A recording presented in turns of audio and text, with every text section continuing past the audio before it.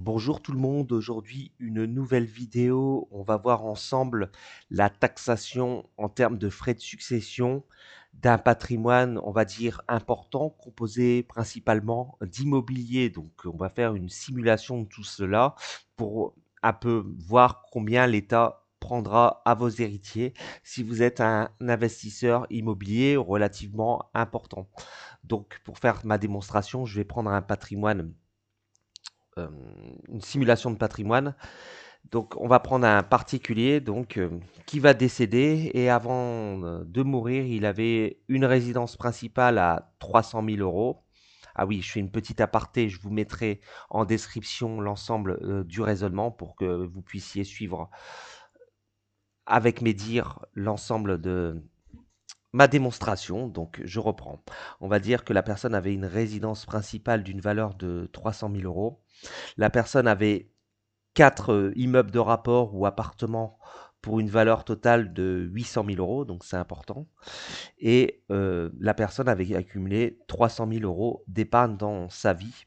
Donc au total, tout cela, ça fait 1,4 million d'euros de patrimoine, dont 1,1 million d'euros d'immobilier locatif ou de résidence principale. Donc cette personne est mariée et a 2 enfants. La personne décède.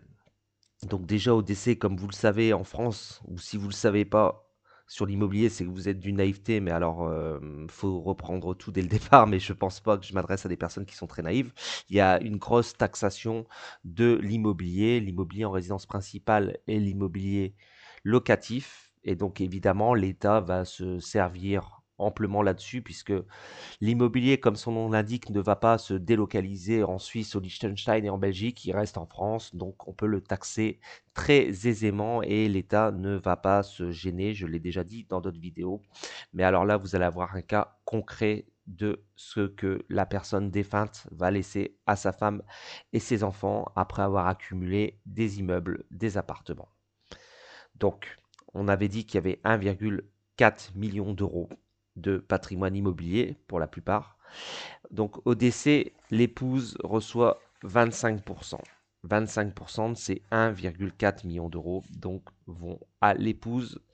Elle n'a pas de frais à payer dessus de succession. Attention, je précise de frais de succession puisqu'il y aura des frais bien sûr pour le notaire. Comme vous le savez, le notaire se sert sur chaque succession.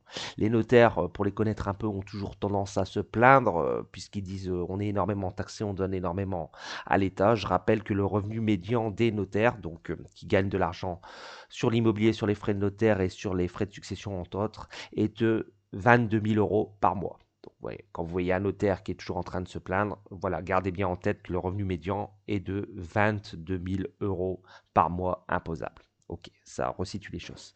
Bon, allez, une petite balle perdue au passage pour les notaires. Donc, je disais, là, l'épouse va recevoir 25%. Les enfants, 75% à eux deux. Donc, un quart de pleine propriété et trois quarts pour les enfants. Donc, 37,5% chacun aux héritiers. J'allais faire un lapsus au notaire. Non, pas encore. Donc, aux héritiers. Et donc, c'est 75% qui restent. 1,1 million d'euros, donc 75% de 1,4 million d'euros, ça fait 1,1 million d'euros. Je vous mettrai le calcul en description.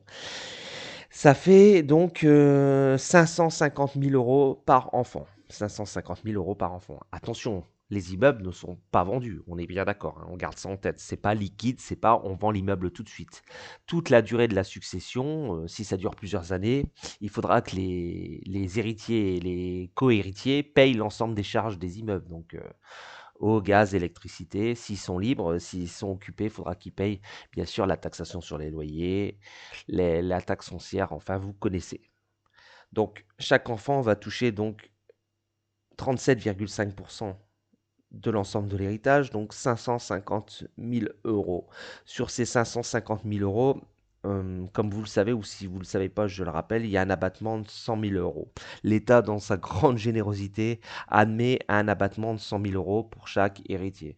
Je rappelle, cet abattement de 100 000 euros n'a jamais été revalorisé depuis 20 ans. c'est toujours 100 000 euros et ce sera toujours 100 000 euros dans 20 ans, je suppose, sans avoir ma boule de cristal. Donc ça vous déjà situe la chose. Donc il reste 450 000 euros imposables. Quand je dis imposable, c'est frappé par les droits de succession. Ces 450 000 euros, ils vont être à peu près imposés à 20%. Donc chaque enfant va devoir lâcher 90 000 euros. 90 000 fois 2, 180 000 euros. D'accord? Donc déjà sur les 1,4 million d'euros que la personne a économisé toute sa vie, l'État va prendre 180 000 euros. Pour les gens qui pensent que l'immobilier, ça peut se transmettre aux enfants, blablabla, sans rien payer. Des grands naïfs. Ensuite, il va y avoir des frais de notaire. Le notaire va prendre à peu près 2%, je dis bien 2% de l'ensemble de la succession. Donc en fait, s'il y a pour les enfants cette somme est pour l'épouse défunt, donc vous calculez 2% sur 1,4 million d'euros, ça fait 28 000 euros. Donc en plus des 180 000 euros, vous lâchez encore 28 000 euros au notaire. Mais ce n'est pas terminé, puisqu'en fait on est sur l'immobilier. L'immobilier, comme vous le savez, est énormément taxé. Et il y a à ce que l'on doit faire une attestation de propriété, c'est-à-dire qu'au moment du décès, il faut réimmatriculer les maisons au nom de des personnes survivantes, puisqu'en fait la personne est décédée, donc la maison officiellement ne lui appartient plus. Donc il y a une attestation de propriété toujours à verser au notaire et qui correspond à 2% de l'ensemble de la valeur de l'immobilier. Donc dans le cas que j'ai pris, l'immobilier, il y avait 800 000 euros d'immobilier et 300 000 euros de résidence principale, donc 1,1 million d'euros. Et donc le notaire dans sa poche, enfin une partie va à l'État, une partie va dans sa poche, d'où les revenus de 22-23 000 euros par mois de notaire. Donc le notaire et l'État vont encore prendre sur cette somme 22 000 euros. Donc 2% d'1,2%, 22 000 euros.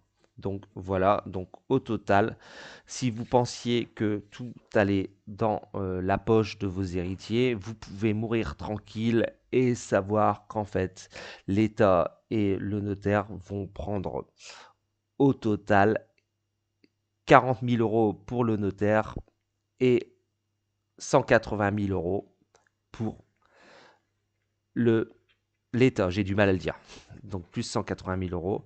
Donc au final, si je ne me trompe pas, c'est vrai que c'est des sommes assez impressionnantes. Il y a plus de 220 000 euros qui vont aller dans la poche du notaire et de l'État sur l'ensemble des immeubles que vous possédez. Et donc maintenant, je veux plus entendre le discours, je fais de l'immobilier locatif pour tout donner à mes enfants. Non, non, vous donnez à vos enfants et à votre épouse les 3/4. Il y a un quart qui va dans la poche de l'État. Et bien sûr, quand le conjoint survivant ou la conjointe survivant décédera, ce sera le même topo. Donc la personne qui est vivante et qui avait touché l'épouse ou l'époux qui avait touché un quart de cette somme va être aussi énormément taxé et ses enfants devront à nouveau supporter l'ensemble de ses frais. Voilà. Donc, c'est vrai que c'est un peu indigeste cette vidéo puisque en fait ça fait mal. Mais voilà, maintenant, le but de mes vidéos, c'est aussi de vous donner un autre axe par rapport à l'ensemble des youtubeurs qui vous disent toujours la même chose. L'immobilier c'est magique, l'immobilier c'est canon. Non, eux ils font pas d'immobilier, ils gagnent des vidéos en vous vendant des formations et avec la publicité, mais c'est pas des investisseurs parce que si c'était des investisseurs, ils vous diraient aussi cet ensemble d'éléments et jusqu'à preuve du contraire, j'ai vu aucune vidéo sur YouTube parlant de ce fait. Voilà, donc c'est tout pour aujourd'hui. N'hésitez pas à faire partager cette petite vidéo. On se retrouve bientôt. Au revoir.